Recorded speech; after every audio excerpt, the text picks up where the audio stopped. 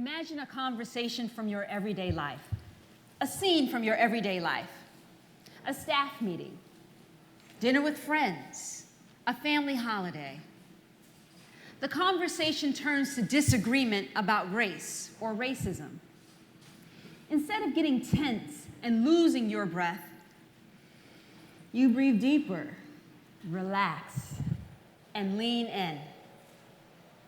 By the time the dinner is done or the meeting is over, you feel peaceful, relaxed, and connected.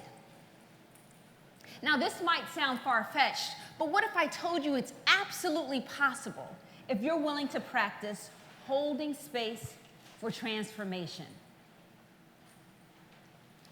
As a college professor, racial justice mentor, and author, when I ask people, why is it so hard to have conversations across the color line about race, there are two common responses. From whites, afraid to say the wrong thing. From people of color, exhaustion. Holding space for transformation gives you a way to have conversations across the color line without getting exhausted and without being overcome by fear. Neonu Spans defines holding space for transformation as being unconditional love and unconditional acceptance. And in my book, I add, while standing in the ground of your values for justice, inclusion, or whatever they might be. What I love about holding space for transformation is that it shifts a conversation from being a debate with winners and losers to being more of a journey, a discovery of blind spots, assumptions, connections, and compassion. What I know from almost 30 years of teaching, writing, and performing for racial justice is that most people don't change based on facts. They change based on feelings, stories, and human connection. So for conversations about race to be productive, we need more than an open mind. We need a whole new context, the context of unconditional love and unconditional acceptance. So today, I want to share with you how you can hold space for transformation in your everyday interactions, where by being heartfully and mindfully present, you can generate more peace and understanding with your neighbors in your community.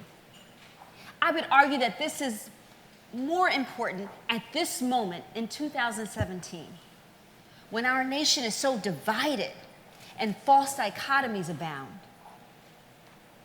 History shows us that when we fall into us versus them thinking, when we demonize whole groups of people, we're laying the groundwork for spirals of violence, slavery, and even genocide. So with those stakes, let's take a closer look at what it means to hold space for transformation. Let me start by saying what it's not. It is not about agreeing with someone. In fact, it's most important to hold space when you disagree. Similarly, it's not about liking someone. Holding space for transformation is more like reminding yourself to allow unconditional love and unconditional acceptance to flow through you. And finally, it's not about suppressing your feelings. If you're feeling flooded by anger, sadness, or hurt, then that is not a good time for you to practice holding space for transformation. Let me show you how it would work in a conversation. Just imagine that someone says something that reflects their bias. Before you say anything to the other person, you get your feet on the ground, take a deep breath, roll your shoulders down, and check in with yourself. Are you feeling hungry, tired, or hurt? if you are, then this might not be the time for you to hold space for transformation. You can try it another time. But when you check in and if you find yourself feeling stable, grounded, then go ahead and set the intention to be unconditional love and unconditional acceptance. Only after you've done this would I suggest you engage the other person. And you might ask a question, make a comment, or even simply make eye contact. You don't have to scour your brain for something brilliant or insightful to say that will show them the light. Just be with your breath. Be with your intention. Whatever comes will be what is needed in that moment. Now you might say, Amanda, if it was that easy, we would not be this stuck. And you're right. Holding space for transformation is simple, but not easy. Ease comes with practice, and you can practice by just taking 5 minutes at the beginning of your day or when you go to sleep. Put your feet on the ground, take a deep breath, and just intend being unconditional love and unconditional acceptance towards someone you already like. Once you have that sense memory inside your body, you can pull it up in a more difficult situation. Let me give you an example from my personal life. About a year or so ago, a white coworker approached me. He said he wanted to talk to me about Black Lives Matter. He knows what I do. And I know from having overheard him that what he really wanted to talk about was white lives should matter more in the conversation that we're having about Black lives mattering. So I took a deep breath. I checked in with myself. And I saw that I had the space to be with him. And I realized I had that space because I had been doing all kinds of self-compassion and mindfulness work.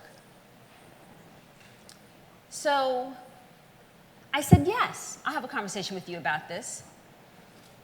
And I put my feet on the ground, and I set the intention to be unconditional love and unconditional acceptance. I mostly listened. I asked a question here or there, and my coworker talked. And as he talked, he slowly began to talk himself out of some of his opinions. He started questioning his news sources. He started to wonder, well, maybe he just started to have some openness and some uncertainty. I was encouraged by his openness. And so I asked him, would you like to know what it's like for me? He said yes. So I said very simply,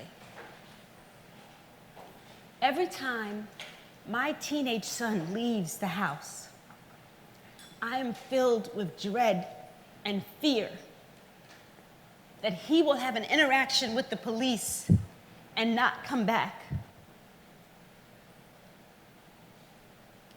Now, I don't know if that man will ever show up at a vigil or a rally for Black lives, but I do know that in that conversation, he gained more empathy and understanding for the people behind those kinds of slogans.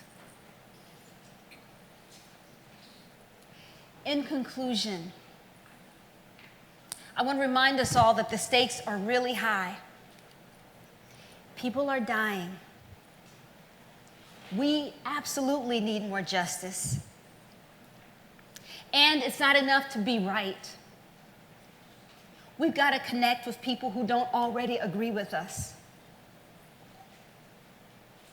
Holding space for transformation is a powerful choice.